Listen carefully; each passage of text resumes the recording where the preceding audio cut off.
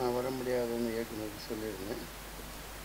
அவங்க பேங்க்கெலாம் போய் கியூவில் நின்று பணத்தை மாற்றணுங்கிறதுக்கு வசதியாக 2 மணிக்கு கால் ஷீட் ஆக்கிட்டாங்க. அதனால் வர முடிஞ்சது. சந்தானம் சார் படம் ஓடி.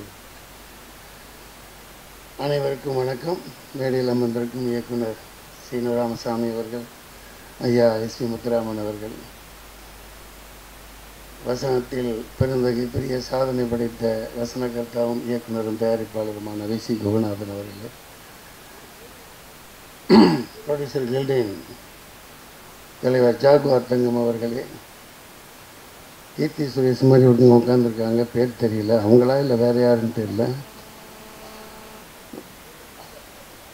பிரியா அவர்களே, இந்த படத்தின் அற்புதமான தேசிய விருது பெற்ற அப்புக்குட்டி அவர்களே, ஒரு நாயகன்னு சொல்லலாம் இல்லையா, கதாநாயகி அவர்களே, இயக்குனர் வாட்டர்மேன், அவருக்கு வாட்டர்மேன்னா தான் கேரளாவில் ரொம்ப பிரபலம், ரைட், வாட்டர்மேன் உதய் சங்கரன் அவர்களே, கதாநாயகன் அசோக் அவர்களே,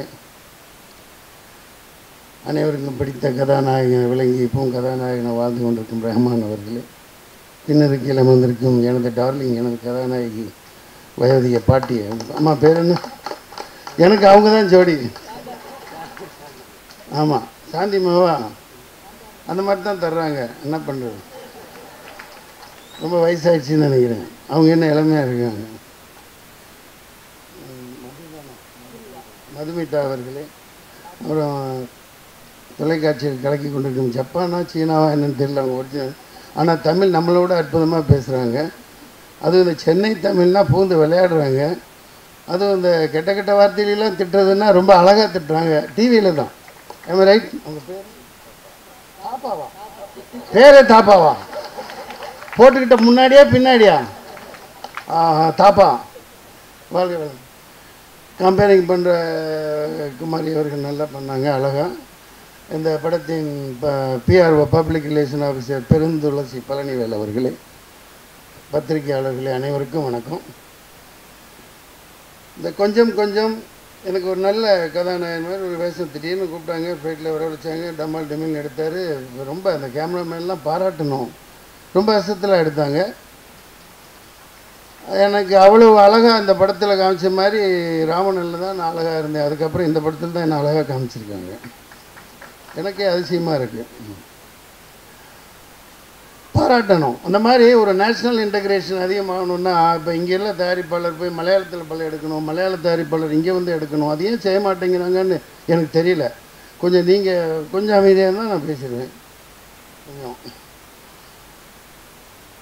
அந்த விதத்தில் பார்த்தா அவர் ஒரு மலையாளத்தில் நல்ல ஒரு சுறுசுறுப்பான இயக்குனர், தமிழ் ஆர்டிஸ்டுகளை வச்சு, தமிழ் யூனிட்டுகளை வச்சு அங்கே கேரளாவில் எடுத்துகிட்ருக்காரு. எனக்கு அதிசயமாக இருந்தது, பாராட்டப்பட வேண்டிய விஷயம்.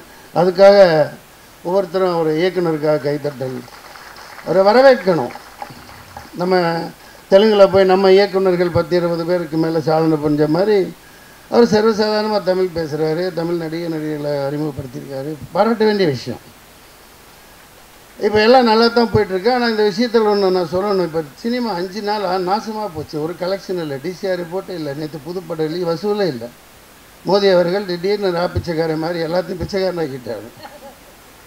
100 ரூபா நோட்டை பிச்சை போட்டது போய் அந்த 100 ரூபா நோட்டுக்கு போய் க்யூவில் நின்று பிச்சை எடுத்துகிட்டு இருக்கான் பேங்க்கில். அதாவது தப்புன்னா தப்பு சொல்லித்தான் ஆகணும். இப்போ இதனால் ஏதோ ரிஃபார்மேஷன் வரப்போகுது அப்படின்னா எப்படி சினிமா பாதிச்சிருக்கு? டிசிஆர் ஃபுல்லாக போச்சு, கலெக்ஷன் போச்சு. இப்போ நீங்கள் குறிப்பிட்ட எலக்ட்ரிசிட்டி கட்டலாம், இது கட்டலாம், டேக்ஸ் கட்டலான்னு சொன்ன மாதிரி சினிமாவுக்கு பண்ணி சொல்லணும். ஜாகுவார் தங்க உங்கள் கில்டிலேருந்து இம்மீடியட்டாக ஏதாவது பண்ணுங்கள். Producer council, chamber, FFI, film federation of India, உடனே இதுக்கு ஆவணம் செய்யணும். தப்பு இல்லை. முன்னாடி இதுவே லேட்டு, அவர் திடீர்னு அனௌன்ஸ் பண்ணி தப்பு, இப்படி செய்யக்கூடாது. அதாவது 5 நாளில் டோட்டல் கலெக்ட் சினிமா ஏன் போவாங்க? யார்கிட்ட நோட் இருக்கு? எல்லா ஷோவும் ட்ராப்பு.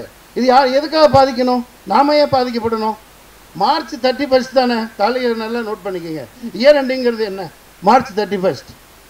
மார்ச் 31 வரைக்கும் இந்த புதிய நோட்டை கொண்டு வர போகிறோம், இது செல்லாதுன்னு சொல்லி ஒரு சிஸ்டமேட்டிக்காக சொல்லி பண்ணோம். அவஸ்தைப்படுறேன், விவசாயிலாம் செத்து மடிகிறான். சினிமாக்காரன் நான் இப்போ சம்பளம் வாங்குறேன், என் தயாரிப்பாளர் நான் விட்டு கொடுக்க முடியாது, டைரக்டரை விட்டு கொடுக்க முடியாது, ப்ரொடியூசரை விட்டு கொடுக்க முடியாது. யார் குரல் கொடுத்தாலும் கொடுக்காட்டியும் மாபெரும் தப்பு இது. சினிமா நெஞ்சு கிடக்கு, தியேட்டர் காலியாக இருக்குது. இப்போ நம்ம ஃபங்க்ஷன் எடுத்து லட்சக்கணக்காக செலவு பண்ணுறாரு. அதனால தான் நம்ம இங்கே இருக்கோம். இது எப்படி கவர் பண்ண முடியும்? ஒரு திட்டமும் இல்லாமல் திடீர்னு அனௌன்ஸ் பண்ணால் எவனா 1000 கோடி 5000 கோடி லட்சம் கோடி வச்சுருக்கவன்லாம் டாலரில் மாற்றி வச்சுருக்கான். அவன் எவனா வந்து க்யூவில் நிற்கிறானா? எவனாவது வந்து க்யூவில் நிற்கிறானா? பாதிக்கப்படுறது விவசாயிகள் செத்து போயிட்டான். ஏற்கனவே விவசாயம் பண்ணி சம்பாதிக்க முடியல, பொருளை விற்க முடியல, வாங்க முடியல. இது வந்து இது இந்த விஷயம் இங்கே இல்லாட்டியும் கூட டைரெக்டாக பாதிக்கப்பட்டிருக்கேன். சினிமா ரொம்ப பாதிக்கப்பட்டிருக்கு. இதுக்கு 5 நாள் வசூலை மோதி முதல்ல கொடுத்தாகணும். மார்ச் 31 வரைக்கும் இந்த நோட்டெல்லாம் செல்லுபடி ஆகணும்னு சொல்லி ஆகணும். நாளைக்கு சொல்லுவாங்க, சொல்ல வைப்போம். இன்னொன்றுப்பா, நான் குறை சொல்லணும் இல்லை, போய் மாற்றிட்டு வந்தா பையன் க்யூவில் நின்று ஏதோ நம்ம ஆட்டை இதோட நல்லா போடுவார். ஏதோ மழை பெஞ்சா சாயம் போகிற மாதிரி இருக்குது 2000 நோட்டான்.